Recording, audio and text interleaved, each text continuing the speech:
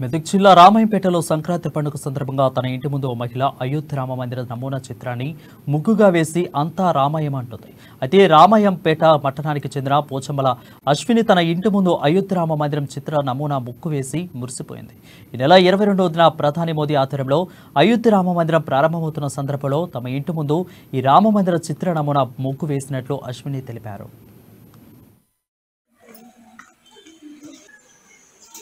ప్రజలందరికీ సంక్రాంతి పండుగ శుభాకాంక్షలు. ఈరోజు సంక్రాంతి పండుగ సందర్భంగా రామాయంపేటలో అంటే మా వాకిట్లో శ్రీరామ మందిరాన్ని ముగ్గుతో వేసుకోవడం జరిగింది. మరి ఈరోజు ప్రధానమంత్రి నరేంద్ర మోదీ గారు ఆధ్వర్యంలో మరి ఇలా రామ మందిరాన్ని ఈ నెల 22 నాడు ప్రారంభోత్సవం జరుగుతున్నది. మరి ఆ సందర్భంగా మేము సంక్రాంతి రోజు రామ మందిరాన్ని వేసుకున్నాము. మరి 500 సంవత్సరాల నుంచి ఈ రామ మందిర నిర్మాణం కోసం కొట్లాడుతూనే ఉన్నారు. మరి ఎంతో మంది ప్రాణాలు త్యాగం చేసిరు. వాళ్ళ ప్రాణాల త్యాగంతో ఈరోజు రామ మందిరం ఏర్పడుతుంది. వాళ్ళందరినీ గుర్తు చేసుకుంటూ మనమందరం రామ మందిరానికి ఈ నెల 22 తారీఖు నాడు వెళ్లాల్సిన అవసరం మన అందరికీ కూడా ఉన్నది. మరి 22 తారీఖు నాడు కూడా మన వాకిట్లో అంటే మన గుమ్మంలో మరొకసారి రామ మందిరాన్ని ముగ్గుతో నిర్వహించుకుంటే ఇంకా బాగుంటుందని చెప్పి